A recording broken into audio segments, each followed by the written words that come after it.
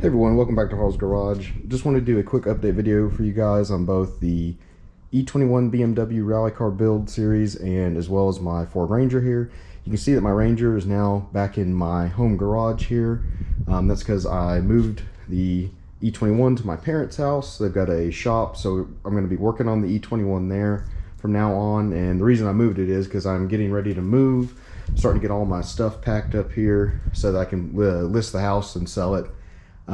But first, I just want to thank everybody for subscribing. I'm getting close to 12,000 subscribers now, and I just really appreciate you guys watching my videos, commenting. Y'all have a lot of interest in both my Ranger and my E21 BMW. So I wanted to do a quick update on both since I've been doing a lot of work or had a lot of things happen to both.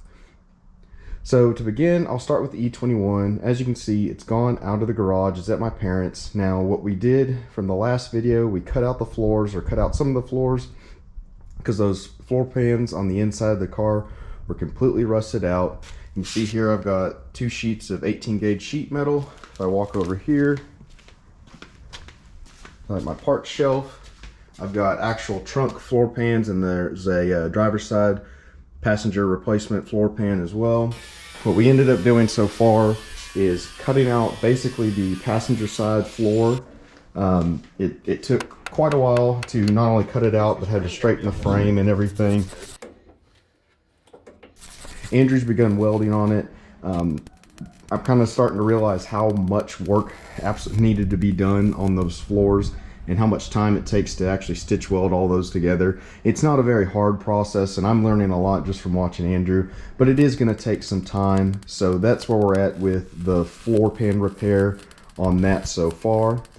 Now, one of the other things I'm going to do is swap out the motor on the E21. Right here I have a BMW M10, a 1.8 liter from a 1984 E30. This was a running motor that we pulled out. I went up to Oklahoma, drove up and got it a couple months ago. It only has 135,000 miles on it versus the one that came in my 82 E21 has well over 230,000 miles on it, and it's in a lot rougher shape than this. I have videos of this one running. I know it runs, so we're going to swap out that motor.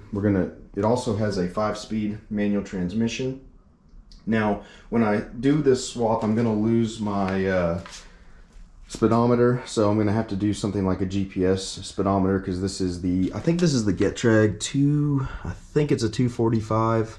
I don't remember all the numbers and designations for each one off the top of my head right now filming this, but this is the later model 5-speed. It doesn't handle a ton of power, but again, these little M10 motors, if I'm lucky, once I build this up, even with headers and doing maybe a little port work, mega squirt injection, and just a little work on the motor, if I'm lucky, I might be able to break 140, 150 horsepower, maybe. So, and you got to remember, the car itself is actually only weighs, probably when stripped down, a little over 2,000 pounds.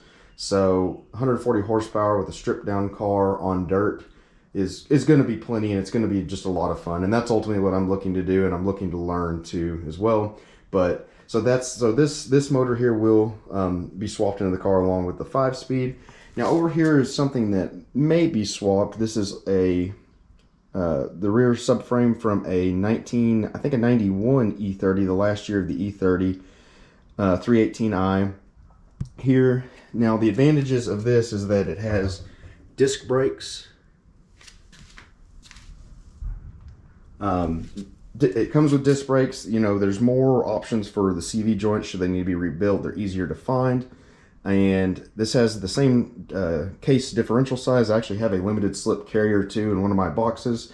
So we're going to attempt to swap this out. It's been done. I've read where a couple people have done it on the forums. You don't really gain any strength other than I'm going to get disc brakes and the ability to, if I needed to swap out the CV joints, I can without having to weld or something, because I can find replacement ones for these easier than having to have a custom one made for the E21, because there's just not many options available.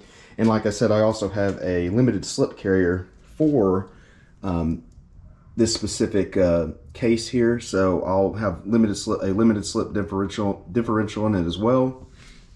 Now over here behind me, And I've got just a mess of parts right now, and that's what I'm working on, trying to clean everything up. But here I've got two gas tanks. I got these off of Facebook Marketplace, and unlike my other ones, there is not much rust in these. There's just a little bit of surface rust on this inside right here, but the rest of it looks really good. I'm still gonna coat these up, but these are sealed, unlike these other two back here that I need to just scrap anyway because they had too many pinholes in them, and that's the reason why.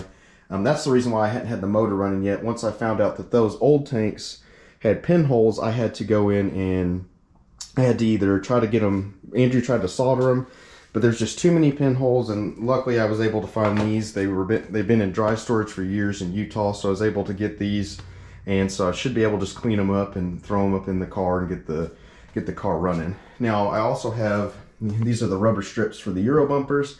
I only have, this is the back Euro bumper right here. The other Euro bumpers already packed up and in the box at my parents' house. And of course I've got my dash here that that is severely cracked, that I will also make a video on attempting to repair this as well. And there's one of the seats that I have. Now the old seats, I threw them away. They were dry rotted out, and in fact the rats had chewed them up really bad. I actually drove to Arizona and paid $50 for a front and for the front seats. I already put the driver's seat in the car when we moved it. So yeah. So these are all the parts that I have for the E21. You can see they're all scattered here, and that's what I'm working on getting packed up. So I've got plenty to do and plenty of videos upcoming on that. But it's just going to take some time, especially with moving. That's going to kind of delay it a bit. But I'm hoping that once I get the house sold, or at least actually here in a few weeks, I should be able to finish. Andrew should be able to finish welding up the inside of the inside of the floor pans there, so I can get that video out to you guys hopefully here in the next couple weeks, and then I'll continue to work on it.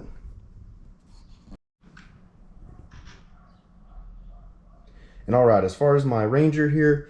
Now, for those that aren't familiar, for those that have followed, I had a fuel and oil dilution issue. Took it to the dealership. They determined the injectors were bad and replaced my injectors. It took 2 months just for waiting for parts and gaskets to come in. Now, so far, I've driven about 1,600 miles on the truck since they've replaced the injectors. And I'm happy to say, at least as of right now, I think that, and I hope that everything is working fine and it's fixed. I'm not getting a heavy fuel smell at all. Here's a picture of the dipstick I pulled the other day. It's risen just a little bit, and I'll show you here now.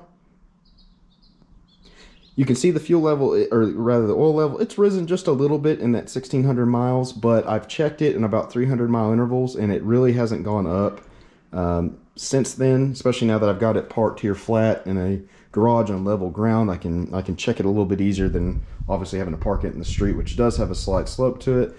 But it hasn't risen in like dangerous levels, like above the dipstick, like it did when I had to take the truck to the dealership. The reason that kind of worried me is that it had, in 300 miles, I just got the oil changed on it, and in that 500 miles, the oil level had risen above the top dot from where they scribed it. So that was my concern. So far, fingers crossed, I think everything's hopefully fixed on it for now. The truck is riding really good. I'm getting, I think summer blend gas is starting to come back as well. Maybe obviously them fixing injectors has helped, because now I'm getting about 19.5 miles per gallon, which even with running these 33s and the level kit, that's pretty good for this little 4-cylinder truck. As far as the catch can goes, and that's in that 1,600 miles, kind of hard to see here, I've got about a little over an ounce worth of material, and some of that's evaporated because it's been sitting here a day or two. But I've got about an ounce, a little over an ounce worth of blow-by material that's been captured by it, so it's doing its job as well. So yeah, guys, that's just the quick video here on both my E21 BMW as well as my 2020 Ford Ranger here. I think hopefully it's fixed now. So once I kind of get everything packed up here and moved out of the house, I should be able to either, and I'll update you with this real quick. Obviously, as you can see, the rack's gone. I sold it to a buddy of mine. I don't know yet if I will replace it or look at building a custom like overland trailer instead. There's obvious some benefits of both, having it on, you know, building up the entire truck as an overland rig and having it, you know, on having your tent and everything on your truck. But there's also some benefits when you travel of having, say, a trailer, so you can drop your trailer at your campsite or use it as a base camp and then go drive around, whether you're, you know, drive around and hit trails as well. So I haven't really decided how I'm going to do that just yet. I might look at doing, Andrew is a pretty skilled fabricator, so he thinks he can build me a custom overland trailer, and I think I might go that route instead of putting a rack on the truck. And obviously, depending on how everything goes with the ejectors and everything, I mean, I plan on keeping the truck a while. I don't want to get rid of it. I really do like it. In fact, I since I'm also moving, I put the rear seats back in as well. So I was going to do an update where I build like some shelves and stuff, but unfortunately, since I made the decision to sell my house, but on the market, I had to get them out of storage, which was in my front bedroom that I wasn't using.